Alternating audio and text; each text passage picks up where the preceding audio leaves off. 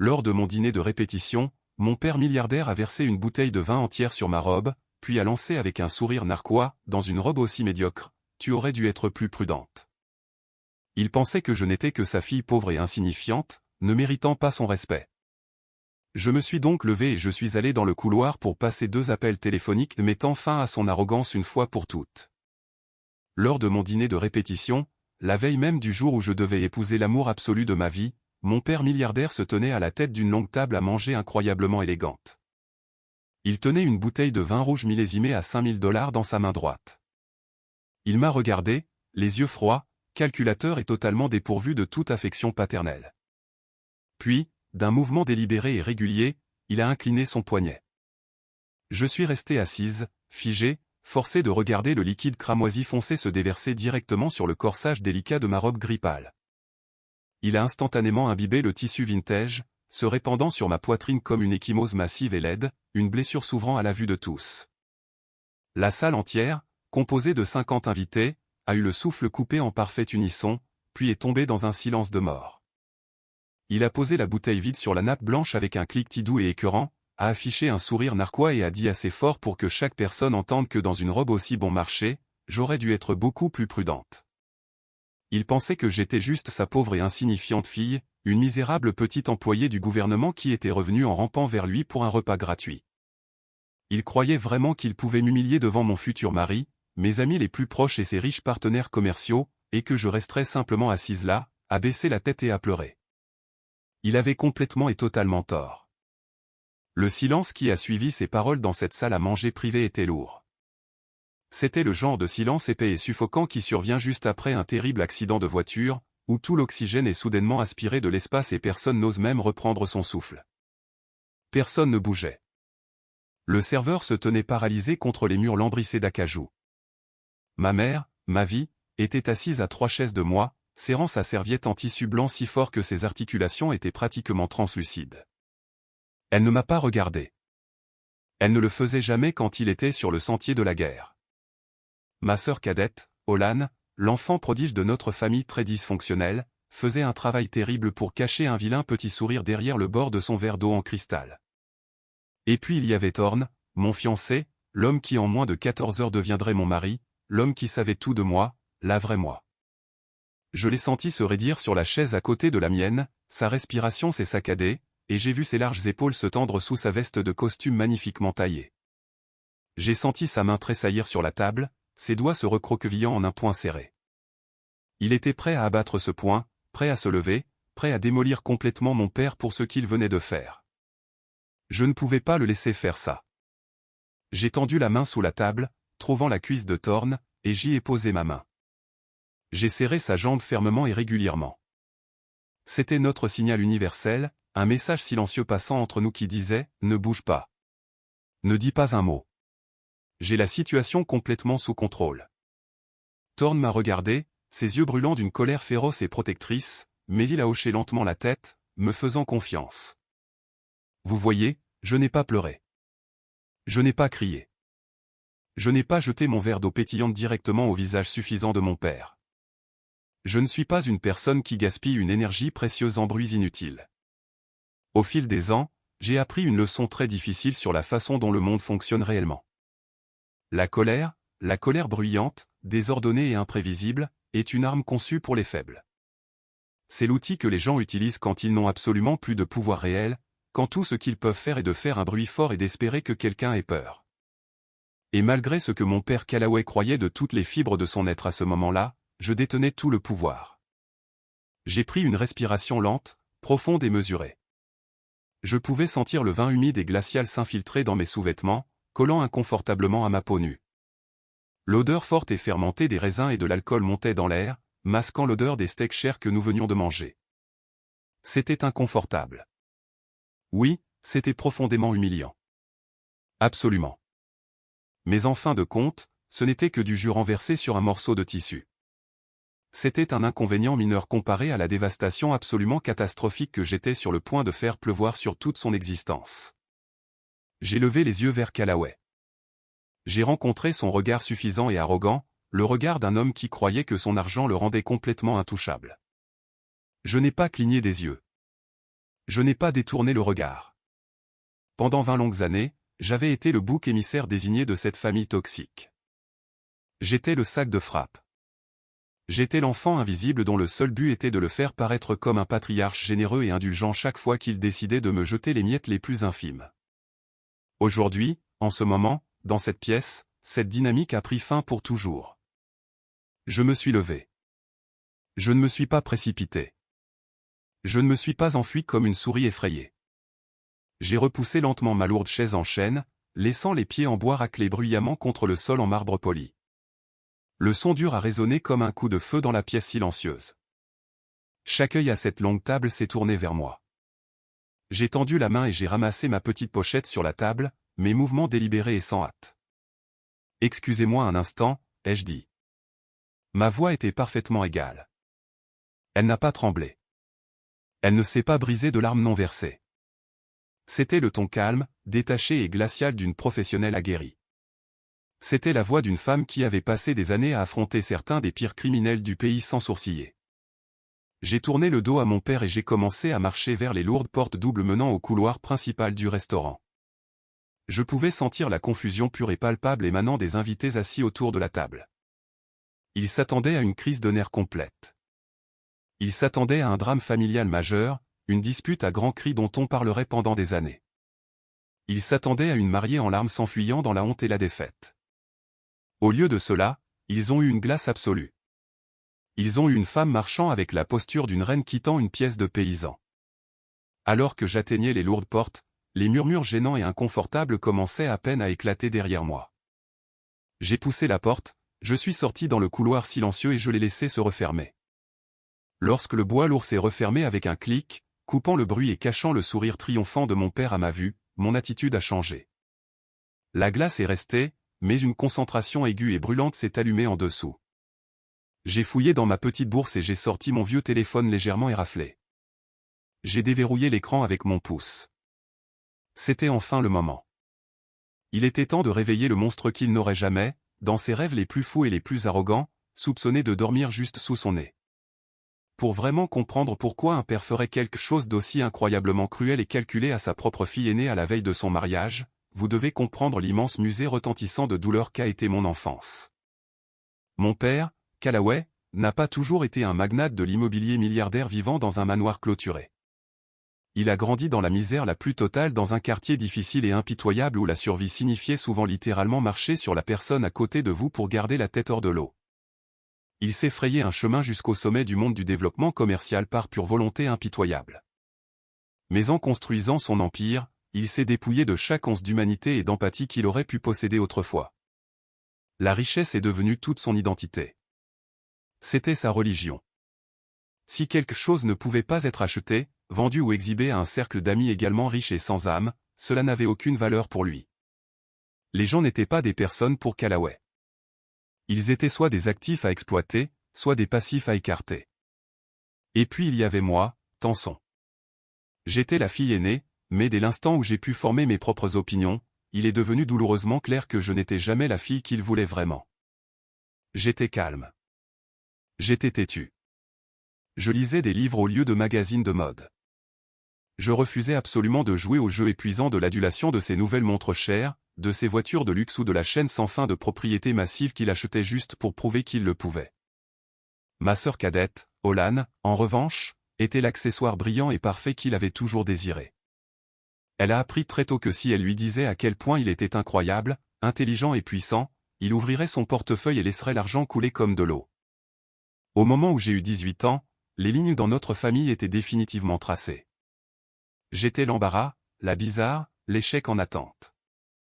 Elle était le prix, l'enfant prodige qui ne pouvait faire aucun mal.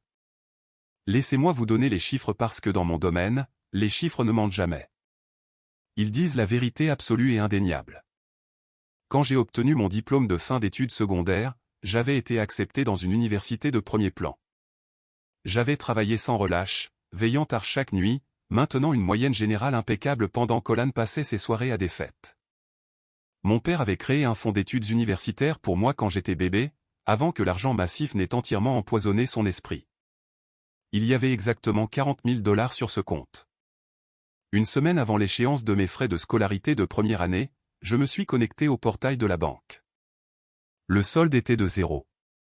Je l'ai confronté dans son immense bureau à domicile sur mesure, une pièce décorée de bois sombre et de cuir juste pour lui donner l'air important. Il n'a même pas pris la peine de lever les yeux de ses écrans d'ordinateur. Il a juste mentionné nonchalamment, comme s'il commentait la météo, qu'Olan, qui avait 16 ans à l'époque et venait d'obtenir son permis de conduire, avait besoin d'une voiture sûre et fiable. Alors, il a pris mon fonds d'études universitaires de 40 000 $ et lui a acheté une Porsche neuve peinte sur mesure. « Tu es une fille intelligente, Tanson », avait-il dit, me regardant enfin avec un regard d'indifférence totale et glaçante. « Tu peux te débrouiller avec les prêts étudiants comme tout le monde. Olan doit avoir l'air présentable. Elle représente la famille. C'est une question d'image. » Je n'ai pas discuté. Je n'ai pas crié. J'ai juste tourné les talons et je suis sorti de son bureau. Je me suis débrouillé. C'est vrai. J'ai travaillé 3 postes différents par jour. J'ai travaillé tôt le matin à préparer du café dans un café du campus, les après-midi à ranger des livres dans la bibliothèque de l'université, et les nuits à faire de la saisie de données abrutissantes pour une entreprise de logistique locale. J'ai dormi en moyenne 4 heures par nuit pendant 4 années consécutives. J'ai payé mes propres études, chaque centime, sans prendre un sou de lui. Des années plus tard, lors d'un dîner de Thanksgiving profondément misérable, j'ai fait la terrible erreur de mentionner mon premier vrai travail après l'université. J'avais pris un poste de débutante en tant qu'auditrice adjointe pour une agence d'État. J'en étais sincèrement fier. J'avais l'impression de faire quelque chose de réel, quelque chose qui comptait. J'ai dit à table que je gagnais un salaire de départ de 35 000 $ par an. Callaway a ri. Il s'est littéralement étouffé avec son morceau de dinde, riant si fort que son visage est devenu rouge. 35 000, a-t-il tonné, sa voix résonnant contre le plafond voûté, regardant les amis et associés riches qui nous avaient rejoints pour les fêtes. Ma montre de tous les jours coûte plus que ce que tu gagnes en un an, Tanson. Bonté divine, s'il te plaît, dis-moi que tu ne dis pas aux gens que tu es ma fille. C'est embarrassant. Olan a gloussé, sirotant son vin cher. Ma mère, ma vie, a simplement baissé les yeux sur son assiette, faisant semblant d'être sourde. C'est ce jour exact que j'ai complètement cessé de chercher son approbation. C'est le jour où j'ai réalisé qu'il me détestait. Non pas parce que j'étais un échec, mais parce que mon indépendance et mon style de vie simple lui rappelaient le travail acharné qu'il voulait désespérément prétendre n'avoir jamais eu à faire. Ma vie tranquille et autonome exposait son existence tape à accent grave l'œil et vide pour ce qu'elle était exactement. Il avait besoin que les gens dépendent de son argent pour pouvoir les contrôler. Parce que je n'avais pas besoin de son argent, j'étais une menace. Mais voici le secret massif et indéniable que je leur ai caché à tous. Ce travail gouvernemental à 35 000 $, ce n'était que le tout début. J'avais un talent naturel, presque terrifiant, pour suivre l'argent. Je voyais des schémas dans les feuilles de calcul là où d'autres ne voyaient que du chaos. J'étais implacable. Au cours des 10 années suivantes, j'ai gravi rapidement les échelons. Je ne suis pas restée une simple auditrice d'État de bas niveau. Je suis devenue une enquêtrice financière légale senior pour le gouvernement fédéral. Ma spécialité absolue était de démanteler des réseaux de fraude complexes de plusieurs millions de dollars, des sociétés écrans et des opérations de blanchiment d'argent. Je chassais les criminels en col blanc arrogants pour vivre. Et j'étais très bonne dans mon travail. De plus, je savais aussi exactement comment investir. Chaque fois que mon père jetait des centaines de milliers de dollars à Olan pour des sacs de créateurs et des vacances européennes, je jetais mes propres modestes chèques de paie dans des investissements agressifs, discrets et incroyablement intelligents. J'ai construit un portefeuille d'investissement qui a crû de façon exponentielle année après année. Alors que ma famille croyait sincèrement que j'étais une pauvre employée du gouvernement en difficulté, vivant dans un modeste appartement et conduisant une berline de 10 ans avec un chauffage qui fonctionnait à peine. J'étais secrètement assis sur une fortune massive à 8 chiffres qui m'appartenait. Je ne portais pas de vêtements de créateur parce que honnêtement, je m'en fichais. Je portais mon anonymat comme un bouclier pare-balles. Je laissais ma famille croire que j'étais un échec parce que cela les tenait à l'écart de moi. Mais je ne m'attendais jamais, en 1 million d'années, à ce que leur arrogance aveugle et leur cupidité sans fin conduisent finalement mon père directement dans mon propre collimateur professionnel. Revenons juste 2 heures avant que le vin rouge ne touche ma robe. Le dîner de répétition avait lieu dans un steakhouse exclusif et ridiculement cher du centre-ville. Callaway avait insisté pour payer le lieu et la nourriture. À l'époque, bêtement, j'ai pensé que peut-être, juste peut-être, c'était un rare rameau d'olivier. J'ai pensé que peut-être, à l'occasion de mon mariage, il voulait agir comme un vrai père. J'aurais dû mieux savoir. Avec des hommes comme Callaway, un cadeau n'est jamais vraiment un cadeau. C'est toujours une facture pour un contrôle futur. Thorne et moi sommes arrivés tôt pour accueillir les invités. Thorne était incroyablement beau dans son costume sombre parfaitement taillé. Il est architecte, un homme qui utilise ses mains et son esprit pour construire des choses réelles, solides et belles.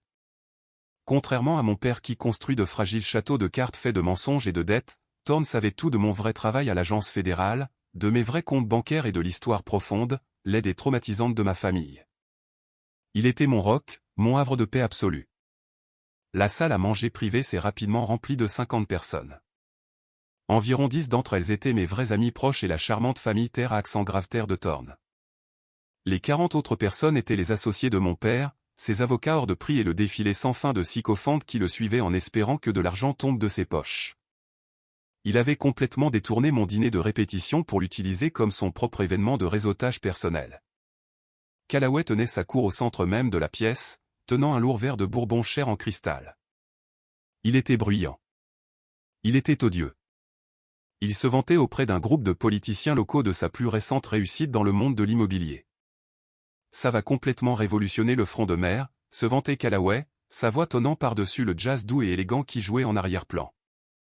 Un complexe commercial et résidentiel de 150 millions de dollars. Nous posons la première pierre le mois prochain.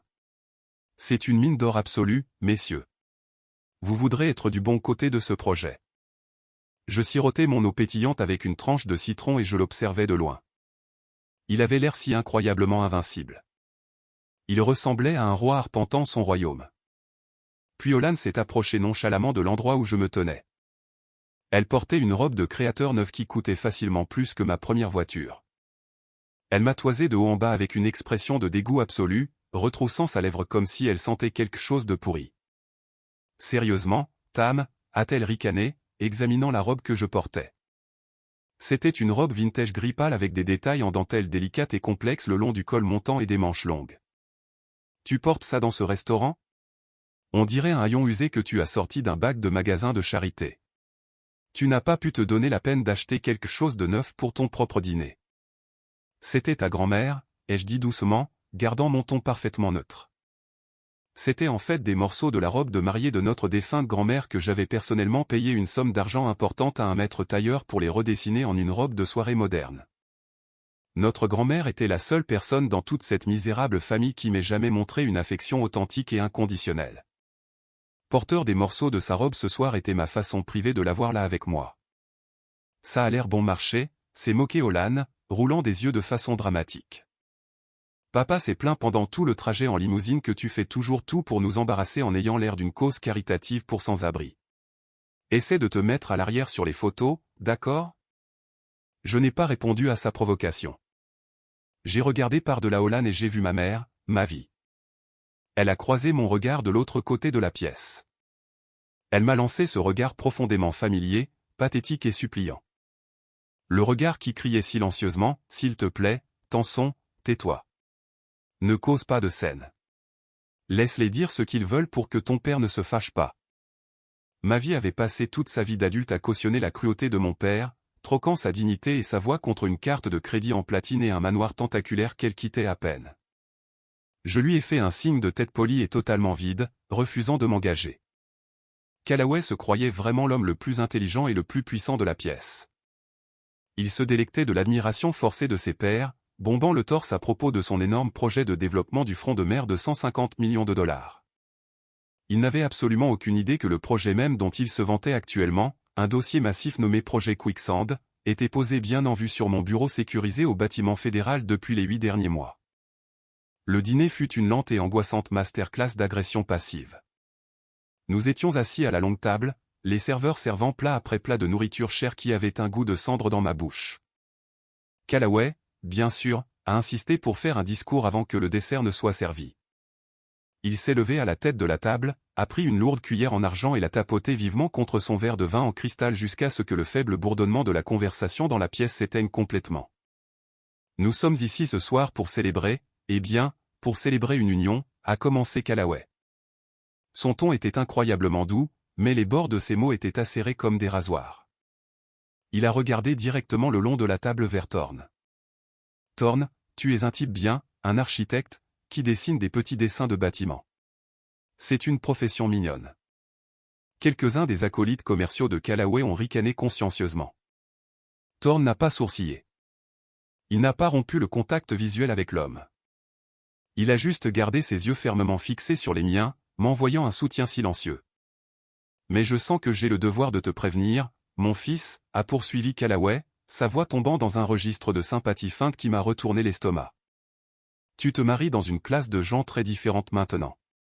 Mais malheureusement pour toi, tu te maries avec la seule de mes filles qui a complètement échoué à hériter de mon sens des affaires ou de ma motivation. Tenson est une fille charmante, bien sûr, mais elle n'a absolument aucune ambition. Elle est parfaitement contente de vivre avec un maigre salaire du gouvernement, à pousser des papiers sur un bureau pour le reste de sa vie. Tu vas devoir être le seul soutien de famille, Thorne, parce qu'elle n'a clairement aucune idée de comment fonctionne le monde réel ou de comment générer une vraie richesse. Mes amis, les quelques personnes normales dans la pièce, avaient l'air absolument horrifiés. Les parents de Thorne semblaient profondément mal à l'aise, fixant leurs assiettes en état de choc. Je suis resté parfaitement immobile, mes mains jointes sagement sur mes genoux. Certaines personnes, a dit mon père, élevant la voix pour qu'elle résonne sur les murs, ne savent tout simplement pas comment s'élever.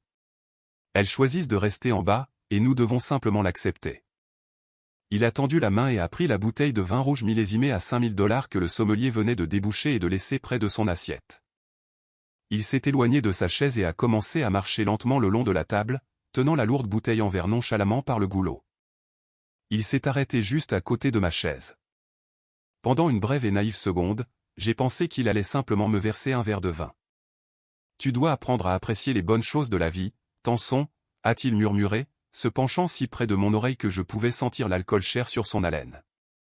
Tu dois arrêter de me faire mal paraître devant mes amis. Et c'est exactement à ce moment-là qu'il l'a fait. Il n'a pas trébuché sur le tapis. Sa main n'a pas glissé. Il m'a regardé droit dans les yeux, m'a adressé un petit sourire écœurant, a incliné son poignet vers le bas et a versé un lourd flot de vin rouge foncé directement au centre de ma poitrine. Le liquide glacial a frappé ma peau à travers le tissu. Je suis resté assise en état de choc pur en regardant la belle et délicate dentelle vintage, la dentelle de ma grand-mère, prendre une teinte violette violemment foncée et ruinée. L'odeur forte de raisin fermenté a rempli mes narines. L'éclaboussure a frappé la table, projetant des gouttes rouges sur la nappe de lin blanc immaculé.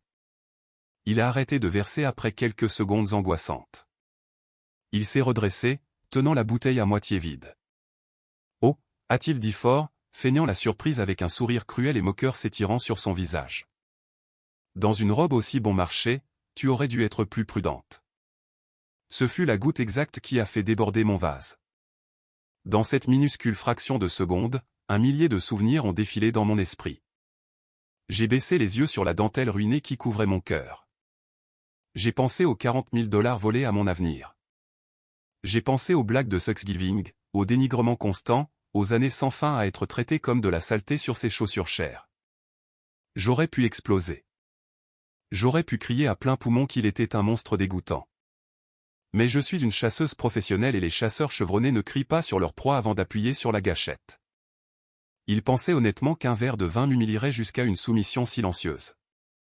Il ne savait pas qu'il venait de verser du sang sur son propre arrêt de mort financier. J'ai descendu le long couloir épaissement tapissé du restaurant, mes talons claquant doucement contre le sol. La climatisation était glaciale contre le tissu imbibé de vin collé à ma peau, envoyant des frissons le long de ma colonne vertébrale, mais je m'en fichais. J'ai poussé une série de lourdes portes en bois pour entrer dans une alcôve calme et isolée près des toilettes. J'étais complètement seul. Les sons étouffés du restaurant se sont estompés. J'ai sorti mon téléphone de mon sac à main. Je n'ai pas appelé Thorne pour du réconfort.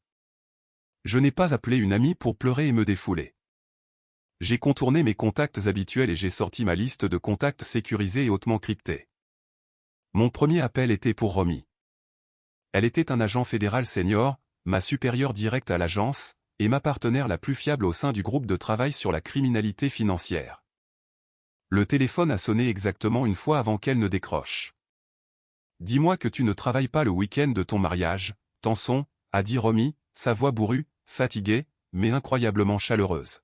« Romy, le filet est totalement plein, » ai-je dit, sautant les politesses et parlant dans le jargon rapide et saccadé de notre division. Je suis face à une confirmation directe, indéniable et de première main d'un enchevêtrement massif d'actifs dans le dossier Quicksand. J'ai besoin que tu déclenches le deuxième gel des avoirs. Exécute les mandats. Nous agissons dès lundi matin, 8 heures précises. Il y a eu une lourde pause sur la ligne. Romy savait exactement qui était la cible du projet Quicksand. Nous avions construit ce dossier méticuleusement, brique par brique, pendant près d'1 an. Nous avions juste besoin de la dernière poussée, de la confirmation comportementale finale que Callaway était complètement surendetté et déplaçait activement de l'argent sale à travers les frontières des États pour couvrir ses traces légales. Son incroyable arrogance ce soir, sa certitude absolue, et sa propre invincibilité m'ont dit tout ce que j'avais besoin de savoir sur son état d'esprit actuel. Il était en panique de trésorerie, le cachant derrière une vantardise bruyante. « Es-tu absolument sûr de ça, gamine ?» demanda Romy doucement, son ton devenant entièrement sérieux. Une fois que j'appuie sur ce bouton, il n'y a plus moyen d'arrêter le train. La machine fédérale se réveille et elle va le rayer complètement de la carte. Appuie sur le bouton, Romy. Brûle tout jusqu'aux fondations. Compris. Je m'en occupe à partir d'ici. Va avoir un magnifique mariage demain. J'ai raccroché le téléphone. Un appel de fait. La machine fédérale inarrêtable était maintenant en mouvement. Mais je n'avais pas fini. Je voulais le frapper de l'intérieur aussi. Je voulais qu'il le sente partout. J'ai composé mon deuxième numéro. Il a sonné 3 fois avant de tomber sur Jory, mon brillant et impitoyable avocat en fiducie personnelle. Jory gérait le portefeuille d'investissement massif et complexe que personne dans ma famille ne savait que je possédais. Jory, j'ai besoin d'activer la clause de recouvrement sur le prêt d'entreprise aveugle immédiatement. Il y a 2 ans, la société holding de Callaway avait désespérément cherché un prêt relais de 20 millions de dollars pour sauver un de ses projets de centre commercial en difficulté. Les banques traditionnelles avaient examiné ses livres et refusé de le toucher. Il s'est mis à la recherche de capital investissement privé. À travers un labyrinthe massif de sociétés écrans et de fiducies aveugles que Jory a expertement mis en place, je suis devenu l'investisseur privé anonyme qui a prêté 20 millions de dollars à mon propre père. Le contrat était blindé, rempli de clauses prédatrices qu'il avait signées avec arrogance sans que ses avocats ne les lisent correctement, simplement parce qu'il se croyait plus malin que le prêteur anonyme. L'une de ces clauses spécifiques stipulait que le prêt pouvait être rappelé immédiatement et en totalité sur tout soupçon crédible de fraude financière ou d'instabilité. « Es-tu sûr de ce timing, Tanson ?» demanda Jory, le cliquetis de son clavier audible en arrière-plan. Rappeler 20 millions de dollars en espèces un vendredi soir, ça va déclencher une crise de liquidité catastrophique et irrécupérable pour toute sa société holding dès l'ouverture des banques lundi. C'est exactement le but, Jory. Débranche tout maintenant. J'ai raccroché le téléphone et l'ai glissé dans mon sac à main. Je me suis approché du grand miroir suspendu au-dessus des lavabos en marbre poli. Je me suis regardé. La robe vintage était complètement ruinée. Une énorme tache rouge foncée s'étalait sur mon cœur, dégoulinant jusqu'à ma taille, mais mon visage était incroyablement calme. Mes yeux étaient vifs, concentrés et totalement clairs. J'ai ouvert le robinet, j'ai lavé le vin collant de mes mains et je les ai séchés soigneusement avec une serviette en papier. J'ai souri à mon reflet dans le miroir. C'était un vrai sourire. Demain, je serai une mariée parfaite, radieuse et incroyablement heureuse. Mais dès lundi matin, je serai la grande faucheuse. Le jour du mariage fut absolument parfait. Le soleil brillait de tous ses feux. L'air était vif et frais. Et le lieu, un magnifique jardin botanique historique que Thorne et moi avions choisi il y a des mois, ressemblait à quelque chose tout droit sorti d'un beau conte de fées. J'avais une robe de secours. Ce n'était pas la dentelle délicate de ma grand-mère, mais elle était belle, simple et élégante, complètement sans tache. Quand j'ai descendu l'allée, tenant fermement mon bouquet, je n'ai pas regardé ma famille assise au premier rang. J'ai seulement regardé Thorne qui m'attendait à l'hôtel. Il avait des larmes qui brillaient dans ses yeux. Il savait exactement ce qui s'était passé la nuit précédente, et il savait exactement ce que j'étais capable de faire pour nous protéger. La réception de mariage plus tard dans la soirée fut une masterclass d'ironie dramatique et suffocante. Callaway était en grande forme. Il avait clairement décidé que puisqu'il m'avait violemment remise à ma place la nuit précédente, il pouvait confortablement jouer le rôle du patriarche bienveillant, indulgent et riche aujourd'hui. Il se promenait sous la tente de réception avec un cigare cher dans une main et un verre dans l'autre, riant bruyamment, tapant sur le dos des gens, complètement inconscient. À un moment de la soirée, il est venu vers Thorne et moi alors que nous prenions des photos près des rosiers. Il a posé une lourde main condescendante sur mon épaule et l'a serré fort. « Tu vois, Tanson » a dit Callaway, souriant largement au photographe de mariage. « Tu es bien mise quand tu essaies vraiment. Et regarde ce lieu. C'est incroyable. Tu n'aurais certainement pas pu organiser ça avec un misérable salaire du gouvernement. Il faut de l'argent réel, mon argent, pour organiser une fête comme celle-ci. » De rien. Je me suis tourné et j'ai souri à l'appareil photo, un sourire éclatant, sincère et parfait pour la photo. Merci, père. Il n'en avait absolument aucune idée. Il supposait à tort qu'il avait payé pour le mariage parce que ma vie s'était occupée de certaines des communications initiales avec les fournisseurs pour se sentir impliqué. Il ne savait pas que chaque facture, du traiteur aux fleurs en passant par l'orchestre, avait été discrètement acheminée vers mes comptes privés et payée en totalité par moi. J'ai payé mon propre mariage. Je ne lui devais pas un seul centime, et il n'avait rien à voir là-dedans. Thorne a enroulé son bras fort autour de ma taille, me serrant contre lui. Alors que Callaway s'éloignait pour aller se vanter auprès d'un autre groupe d'invités, Thorne s'est penché et a pressé doucement ses lèvres contre mon oreille. « Fais en sorte que ce soit total, mon amour » a murmuré Thorne avec ferveur. « Ne laisse pas une seule pierre debout quand tu feras tout s'effondrer. »« Je ne le ferai pas » ai-je promis doucement, reposant ma tête contre son épaule. Nous avons dansé pendant des heures. Nous avons bu un champagne incroyable. Nous avons coupé le gâteau massif et magnifique. Je me suis tenu en retrait et j'ai regardé mon père tenir sa cour, j'ai regardé ma sœur, Olan, se plaindre bruyamment du traiteur et de la musique à quiconque voulait bien l'écouter, et j'ai regardé ma mère planer nerveusement en arrière-plan comme un fantôme. Ils portaient tous leurs masques confortables, complètement inconscients de la bombe à retardement massive attachée directement aux fondations de leur vie. Alors que la nuit magique touchait à sa fin, Thorne et moi avons couru à travers un tunnel de cierges magiques étincelants tenus par nos amis en liesse. Des poignées de pétales de rose ont été jetées en l'air autour de nous. Avant de monter dans la voiture des mariés, j'ai regardé en arrière une dernière fois. J'ai vu Callaway debout près du service de voiturier, ayant l'air du roi absolu du monde, claquant des doigts avec arrogance à un jeune employé pour qu'il amène sa voiture de luxe plus vite. Il respirait l'air doux d'un homme libre, riche et intouchable. Il lui restait exactement 36 heures pour en profiter. Si vous appréciez cette histoire jusqu'à présent et que vous voulez savoir comment j'ai absolument détruit son empire lundi matin, veuillez prendre un moment pour aimer cette vidéo, vous abonner à la chaîne et laisser un commentaire ci-dessous en me disant de quelle ville vous regardez. Chaque commentaire aide cette vidéo à atteindre plus de personnes qui pourraient avoir besoin de l'entendre. Merci beaucoup. Le lundi matin est arrivé avec un ciel bleu clair et lumineux sur la ville, complètement ignorant de l'ouragan absolu qui était sur le point de toucher terre dans le monde de mon père. À exactement 8 heures du matin, Callaway était assis derrière son immense bureau en acajou massif sculpté sur mesure au dernier étage de son siège social de verre et d'acier. Il buvait probablement son expresso cher, regardant par les fenêtres du sol au plafond la ligne d'horizon de la ville, entièrement convaincu qu'il possédait chaque chose que la lumière touchait. C'était un homme qui croyait que les règles de la gravité ne s'appliquaient pas à lui simplement parce que son compte en banque était assez lourd pour l'ancrer au nuage. À 8h01, les ascenseurs de son hall privé ont sonné. Mais ce n'étaient pas ses assistants nerveux qui lui apportaient les rapports du matin. Ce n'étaient pas ses partenaires juniors sycophantiques qui venaient baiser l'anneau. C'étaient 25 agents fédéraux portant des coupes-vents bleu foncé avec des lettres jaunes vives imprimées dans le dos. Ils transportaient des dizaines de boîtes en carton vide, des disques durs robustes et des enveloppes manilles épaisses contenant des mandats fédéraux signés par un juge très impitoyable. Je n'étais pas là au bureau pour voir cela se produire, mais ma chef d'équipe, Romy, avait une caméra corporelle qui tournait pour le dossier officiel, et j'ai regardé les images plus tard avec un sentiment de paix profond et intense. Les agents ont inondé l'étage immaculé et silencieux.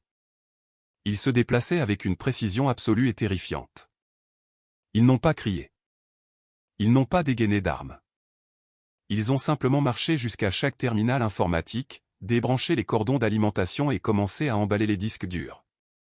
Callaway est sorti en trombe de son bureau d'angle, le visage violet de rage absolue.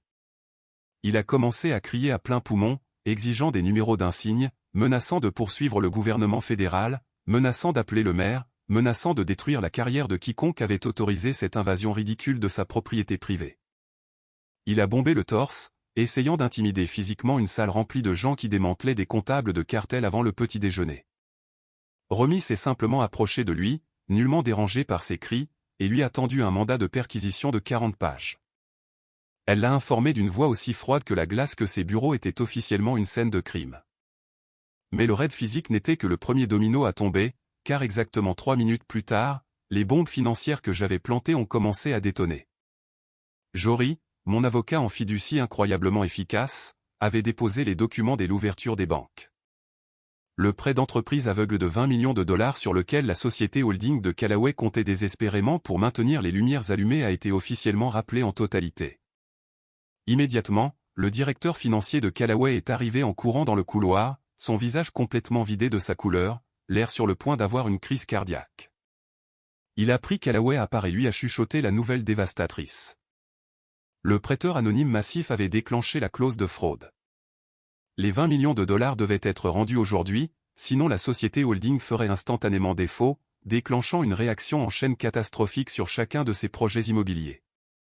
Les banques détenant ces autres hypothèques paniqueraient immédiatement et gèleraient ses comptes d'exploitation. L'arrogance de Callaway a commencé à se fissurer. Les cris ont cessé. Une sueur froide et moite a perlé sur son front.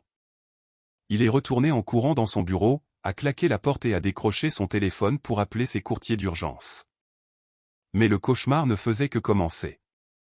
Avant même qu'il puisse composer le numéro, son téléphone portable privé a sonné. C'était Olan, ma sœur cadette incroyablement gâtée et totalement inutile. Sur les images de la caméra corporelle, on peut entendre sa voix stridente et paniquée résonner à travers le haut-parleur du téléphone. Olan se tenait à la caisse d'une boutique de créateurs exclusifs de l'autre côté de la ville. Elle sanglotait hystériquement. Sa carte de crédit platine noire, celle directement liée au compte de dépenses de direction de l'entreprise, venait d'être complètement refusée pour un achat de 50 000 $. Mais elle n'a pas été refusée parce que les comptes étaient déjà gelés par les fédéraux. Les banques n'avaient pas traité la saisie fédérale aussi rapidement. Elle a été refusée pour une raison bien pire. « Papa » a crié Olan au téléphone. « Ils disent que la carte est au maximum. Ils disent que tout le compte du fonds de projet est totalement vide. Je suis tellement gêné. Le directeur me regarde comme si j'étais une criminelle. Règle ça tout de suite. » Callaway a fixé son téléphone avec une horreur absolue. Il s'est connecté à son portail bancaire sécurisé sur sa tablette. Le compte dont elle parlait était la réserve d'urgence pour le projet Quicksand. Il était censé contenir plus de 2,5 millions de dollars. C'étaient les seules liquidités qui lui restaient pour essayer de combattre le rappel du prêt de 20 millions de dollars. Le solde était de 0. Au cours des 2 dernières années, Olan, l'enfant prodige, la fille parfaite qui ne pouvait faire absolument aucun mal, avait discrètement et systématiquement détourné des fonds de ses comptes pour financer son style de vie somptueux. Ses voyages secrets en Europe et sa montagne de dettes de jeux cachées. Elle avait vidé 2,5 millions de dollars dans son dos, falsifiant sa signature sur des documents de transfert interne. En l'espace d'exactement 15 minutes, Callaway avait perdu son bureau, perdu son financement principal et découvert que son enfant préféré l'avait complètement volé à l'aveugle. Il était acculé. Il était terrifié. Et comme tous les narcissiques qui se retrouvent soudainement impuissants, il a désespérément tendu la main vers la seule personne qu'il pensait pouvoir encore contrôler et manipuler. Mon téléphone a sonné. J'étais assise à mon bureau dans le bâtiment fédéral, sirotant une tasse de café noir chaud, regardant les indicateurs numériques sur mon moniteur virer au rouge alors que ses comptes étaient verrouillés un par un. J'ai regardé l'identifiant de l'appelant. J'ai laissé sonner 4 fois avant de finalement décrocher. Tanson, a-t-il aboyé au téléphone. Il respirait lourdement, essayant de paraître autoritaire, mais la panique brute dans sa voix était indubitable. Écoute-moi très attentivement. Mon bureau fait l'objet d'un raid. Les fédéraux sont ici. Un idiot a autorisé une chasse aux sorcières. Tu travailles pour le gouvernement. Tu pousses des papiers pour ces gens. J'ai besoin que tu découvres qui dirige ce cirque et que tu les mettes au téléphone tout de suite.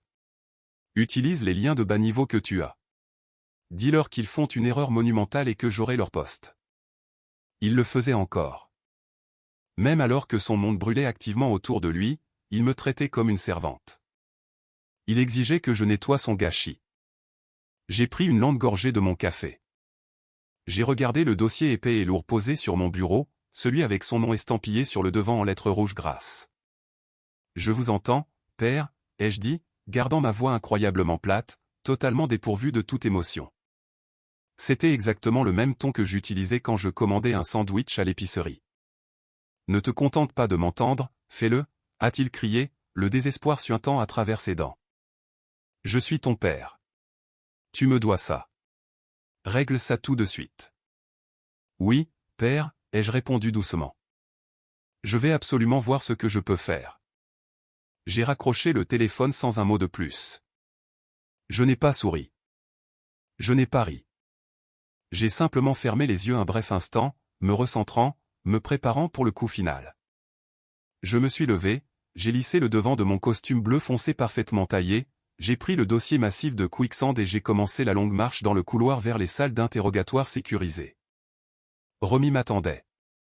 Il était temps de présenter mon père à la vraie Tenson. Le bâtiment fédéral est un environnement froid, stérile et totalement impitoyable. Il est conçu pour vous faire sentir petit. Les murs sont gris, les lumières sont des tubes fluorescents durs qui bourdonnent doucement, et les portes sont en acier lourd. À midi, Callaway et son avocat de la défense incroyablement cher et très agressif avaient été escortés dans la salle d'interrogatoire 4. Callaway faisait les 100 pas dans la petite pièce comme un animal en cage. Sa cravate était desserrée, sa veste chère était froissée, et le sourire narquois arrogant qu'il arborait habituellement avait été complètement remplacé par un regard noir ailé de frustration. Il était assis là depuis plus de 2 heures. Les agents fédéraux avaient ignoré ses demandes d'eau, ignoré ses demandes d'appel téléphonique et complètement ignoré ses menaces. Son avocat, un homme mielleux dans un costume à $1000, était assis à la table en métal, essuyant furieusement la sueur de son front avec un mouchoir. L'avocat savait à quoi ressemblait un raid fédéral. Il savait que quand il apportait des boîtes, ils avaient déjà les réponses. C'est un scandale absolu, a marmonné Callaway, fixant le miroir sans teint sur le mur. Je veux parler à la personne en charge. Je veux le chef de toute cette division dans cette pièce tout de suite. Je ne parle pas à un quelconque insigne de bas niveau. De l'autre côté de la vitre, je me tenais dans la salle d'observation sombre avec Romy. Je le regardais faire les 100 pas. J'ai regardé l'homme qui avait versé une bouteille de vin sur ma poitrine il y a à peine 3 jours parce qu'il pensait que j'étais indigne de son attention. « Tu es prête pour ça ?» demanda Romy doucement, croisant les bras sur sa poitrine. « Je suis prête pour ça depuis que j'ai 18 ans, ai-je répondu. Romy a hoché la tête. Elle a ouvert la lourde porte en acier et est entrée dans la salle d'interrogatoire. Callaway s'est immédiatement tourné vers elle, son doigt pointé agressivement. « Êtes-vous celle qui dirige cette blague absolue d'enquête ?» a-t-il exigé, faisant un pas en avant pour essayer de la dominer. « Parce que je vais avoir votre insigne d'ici 17 heures. Vous n'avez aucune idée de qui vous avez affaire. » Romy n'a même pas scié. Elle l'a juste regardé avec un mélange d'ennui et de léger dégoût. « Asseyez-vous, monsieur Callaway, » a dit Romy, sa voix tranchant la pièce comme un fouet. « Je ne suis pas l'enquêtrice principale sur votre cas. Je suis juste ici pour faciliter l'entretien. L'agent spécial en charge du projet Quicksand sera avec vous tout de suite. » Romy s'est écartée, tenant la lourde porte ouverte. Je suis entré dans la pièce. Je ne portais pas une robe grise bon marché. Je ne regardais pas le sol.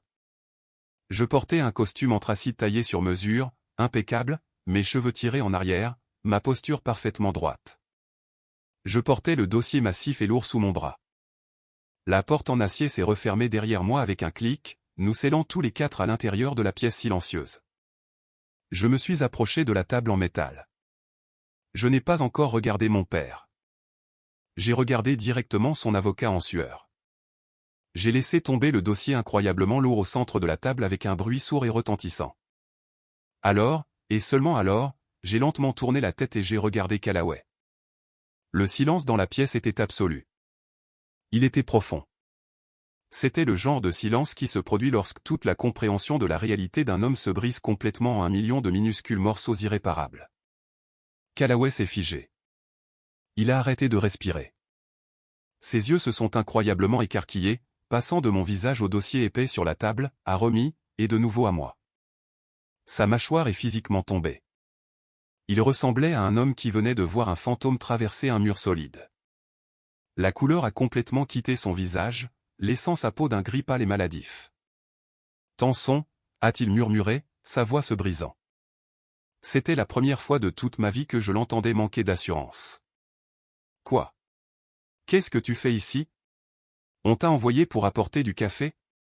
Je t'ai dit d'appeler quelqu'un d'important. » J'ai tiré la chaise en métal en face de son avocat et je me suis assise gracieusement. J'ai joint mes mains et les ai posées sur le dossier. « Asseyez-vous, Callaway, » ai-je dit. Je ne l'ai pas appelé père. J'ai utilisé son nom de famille. Le nom d'un suspect.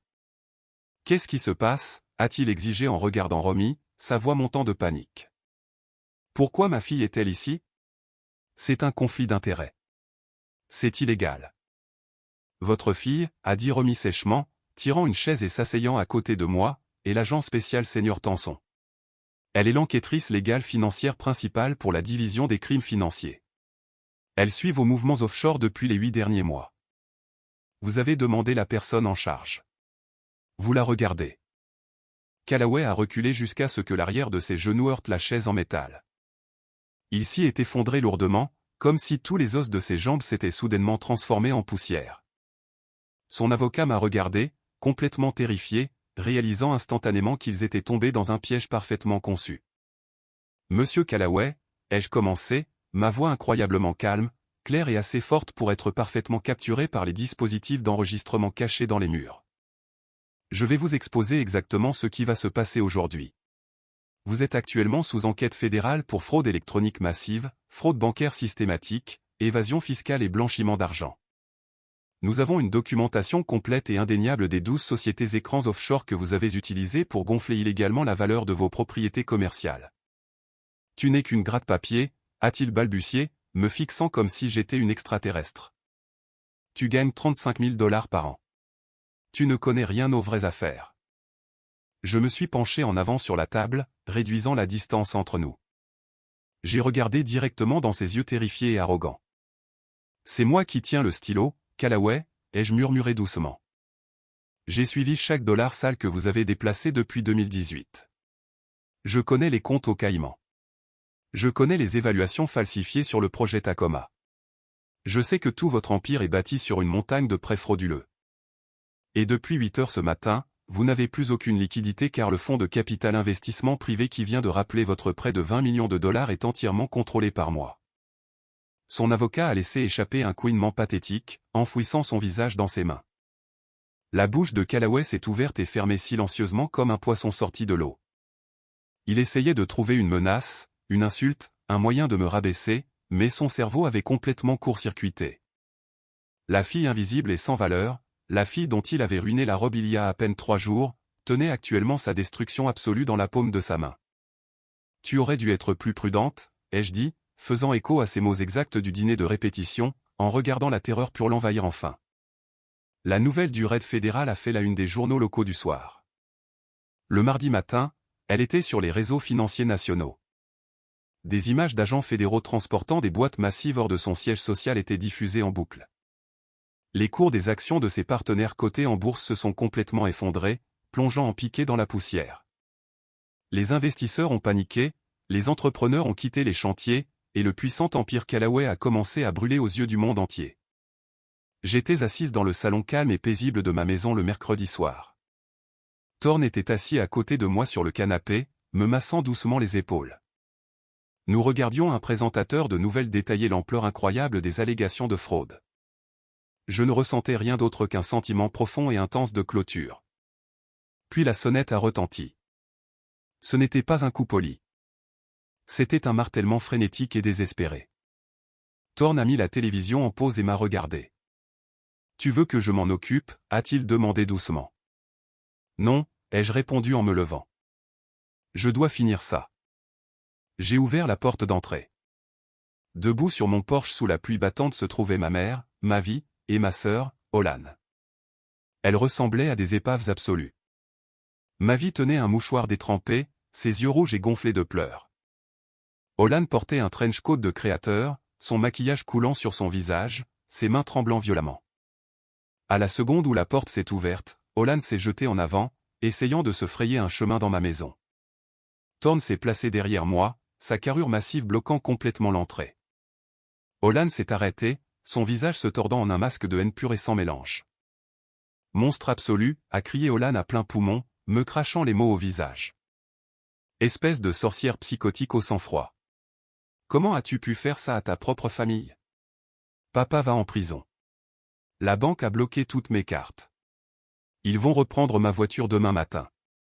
Tu as ruiné ma vie. » Mavi a tendu une main tremblante, saisissant mon bras.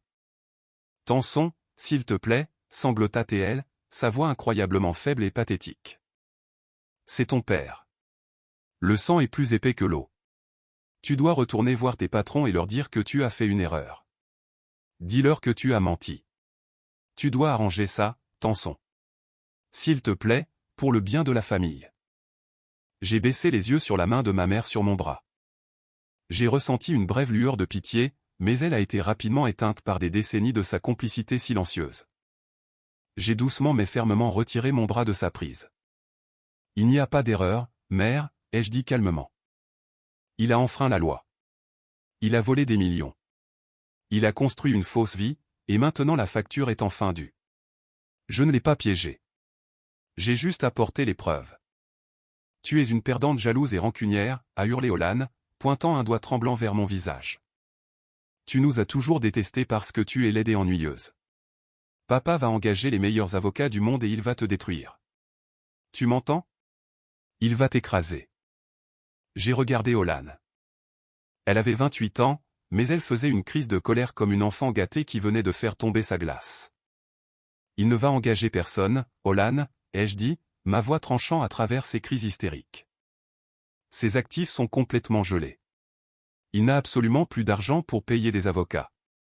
Mais puisque nous parlons d'argent, pourquoi n'expliques-tu pas à mère où sont passés les 2,5 millions de dollars du compte de réserve de Quicksand? Olan s'est figé instantanément. Ses cris se sont arrêtés net. Toute la couleur a quitté son visage, la laissant ressembler à un fantôme mouillé et terrifié. Mavi a cessé de pleurer et a regardé Olan, confuse. Quoi? Qu'est-ce qu'elle veut dire? Olan, quel argent? Dis-lui, Olan, ai-je exigé, avançant sur le porche, forçant ma sœur à reculer sous la pluie. Dis à mère comment tu as falsifié sa signature et transféré 2,5 millions de dollars sur tes comptes privés pour payer tes dettes de jeu et acheter des sacs à main. Dis-lui comment ton propre acte d'accusation fédérale pour fraude électronique est actuellement en cours de rédaction par le bureau du procureur pendant que nous parlons. Mavi a eu le souffle coupé, se serrant la poitrine, regardant son enfant prodige avec une horreur absolue. Olan ne pouvait pas parler. Elle est restée là à trembler, complètement exposée comme le parasite qu'elle était vraiment. Cette maison, ai-je dit, en montrant la maison solide et belle derrière moi, a été achetée avec de l'argent propre. Mon argent. J'ai eu 3 emplois pendant qu'il t'achetait des voitures. J'ai étudié pendant que tu faisais la fête. Vous deux avez choisi de vivre dans un monde imaginaire construit sur ces mensonges. Et vous avez choisi de regarder de l'autre côté quand il me traitait comme une ordure parce que cela vous permettait de garder vos chaussures de créateur. La fête est complètement terminée. Je les ai regardées toutes les deux, debout sous la pluie froide. Dégagez de mon porche, ai-je dit doucement. Et ne vous approchez plus jamais de ma maison. Je suis rentré à l'intérieur et j'ai fermé la lourde porte d'entrée, la verrouillant avec un clic satisfaisant. Les rouages de la justice fédérale tournent incroyablement lentement, mais ils broient excessivement fin. Il a fallu exactement 14 mois pour que tout le processus légal suive son cours. Callaway s'est battu amèrement au début, lançant toutes les menaces vides qu'il pouvait imaginer au procureur, mais la montagne de preuves que j'avais rassemblées était entièrement insurmontable. Chaque société écran a été exposée, chaque fausse facture a été tracée, et chaque dollar sale a été comptabilisé. Quand il a finalement réalisé qu'il n'avait absolument aucune issue, son ego massif s'est effondré. Il a accepté un accord de plaidoyer pour éviter un procès public qui aurait exposé encore plus de ses pathétiques secrets. L'audience de détermination de la peine a eu lieu un mardi matin froid de novembre. Je me suis assise tout au fond de la salle d'audience, portant une simple et élégante robe noire. Thorne était assis juste à côté de moi, me tenant la main. Callaway se tenait devant le juge, portant une combinaison de prison orange. Il avait l'air d'avoir 20 ans de plus. Ses cheveux étaient devenus complètement blancs. Ses épaules étaient affaissées. Et le milliardaire arrogant et intouchable avait disparu. À sa place se tenait un vieil homme fatigué et brisé qui avait finalement épuisé ses mensonges. Le juge ne lui a montré aucune once de pitié. Il a prononcé une peine de 11 années solides en prison fédérale sans possibilité de libération conditionnelle anticipée. Alors que les gardes s'avançaient pour le menotter, Callaway a tourné la tête et a regardé la galerie. Il m'a vu assise au fond. Nos yeux se sont croisés à travers la salle d'audience bondée. Je n'ai pas souri. Je n'ai pas ricané. Je l'ai juste regardé avec la satisfaction calme et tranquille d'un travail parfaitement exécuté. Il a baissé la tête et a laissé les gardes l'emmener par la porte latérale. Le sort d'Olan fut tout aussi pathétique, bien que légèrement moins sévère. Pour éviter la prison pour son détournement de fonds, elle a dû se retourner complètement contre lui, coopérant pleinement avec l'accusation. Elle a été condamnée à 5 ans de probation stricte et à 3000 heures de service communautaire. Tous ses biens ont été saisis. Les voitures de luxe, la collection massive de bijoux, les centaines de sacs de créateurs, tout a été vendu aux enchères par le gouvernement pour rembourser les victimes de la fraude. L'enfant prodige travaillait actuellement à un salaire minimum à balayer les sols d'un centre communautaire local juste pour payer son loyer. Ma vie avait déménagé dans un minuscule appartement d'une chambre, entièrement dépendante de la sécurité sociale, complètement seule. Mais il restait une dernière affaire à conclure. 3 mois après la condamnation, le gouvernement fédéral a organisé une vente aux enchères publiques massive pour liquider le portefeuille immobilier commercial de Callaway. Le joyau de la couronne de ce portefeuille était l'immense bâtiment du siège social en verre et en acier du centre-ville. Le bâtiment dont il s'était vanté pendant des années, le bâtiment où il se croyait roi. L'enchère de départ était incroyablement basse car le marché était terrifié par l'histoire toxique attachée à la propriété. Il a été acheté pour une bouchée de pain par une société de portefeuille anonyme et discrète représentée par un avocat très pointu et très efficace. Plus tard dans l'après-midi, Callaway était transféré du centre de détention du comté au pénitencier fédéral de haute sécurité où il passerait la prochaine décennie de sa vie. Il était enchaîné aux poignets et aux chevilles, se traînant lentement vers le bus de transport blindé garé à l'extérieur du palais de justice. En approchant du bus, il a regardé de l'autre côté de la rue. Debout sur le trottoir, tenant une mallette, se trouvait Jory, mon avocat en fiducie personnelle. Jory tenait l'acte de propriété officielle de l'immense bâtiment du siège social du centre-ville. Callaway s'est arrêté net, les chaînes cliquetant autour de ses chevilles. Il a reconnu Jory de la salle d'interrogatoire. Il savait exactement ce que ce morceau de papier signifiait. Jory n'a pas dit un mot. Il a juste levé calmement la main et a pointé du doigt la rue. Callaway a suivi la direction du doigt de Jory. À un pâté de maison, debout tranquillement sous le soleil de l'après-midi, il y avait moi. Je portais un beau manteau gris, sirotant une tasse de café, observant simplement la scène se dérouler.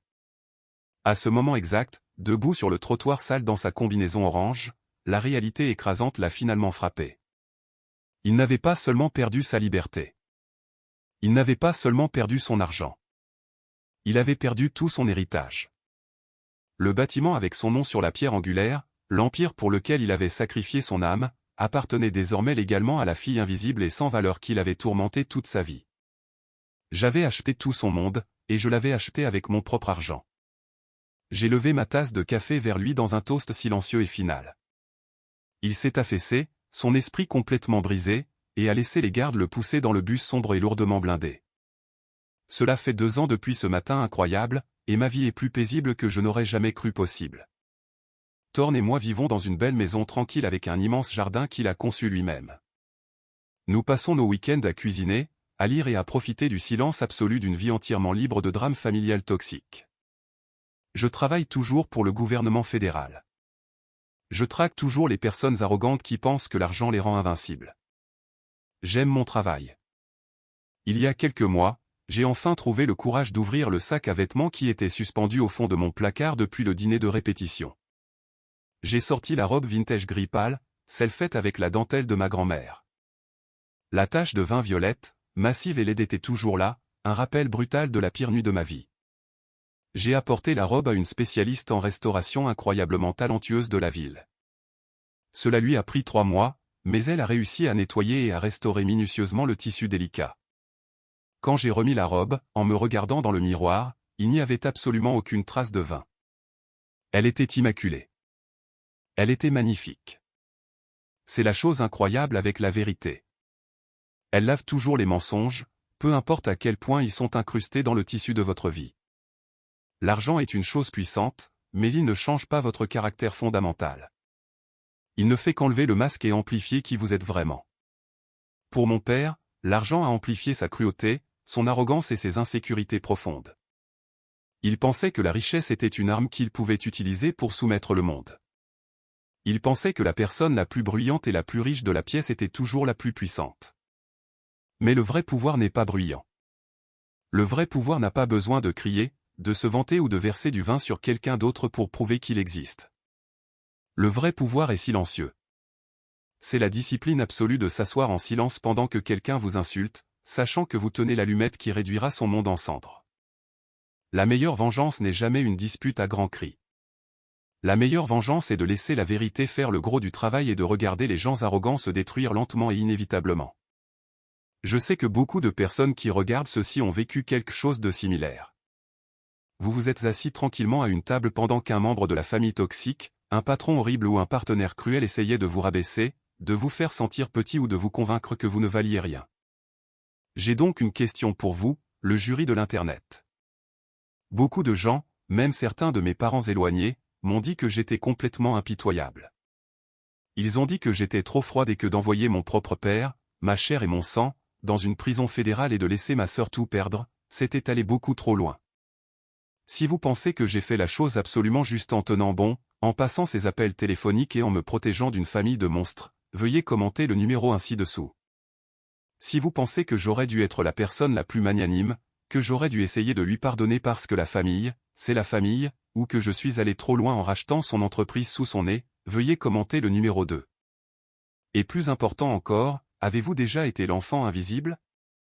Quelqu'un vous a-t-il déjà regardé de manière transparente, sous-estimant complètement votre force, pour que vous leur prouviez désastreusement le contraire?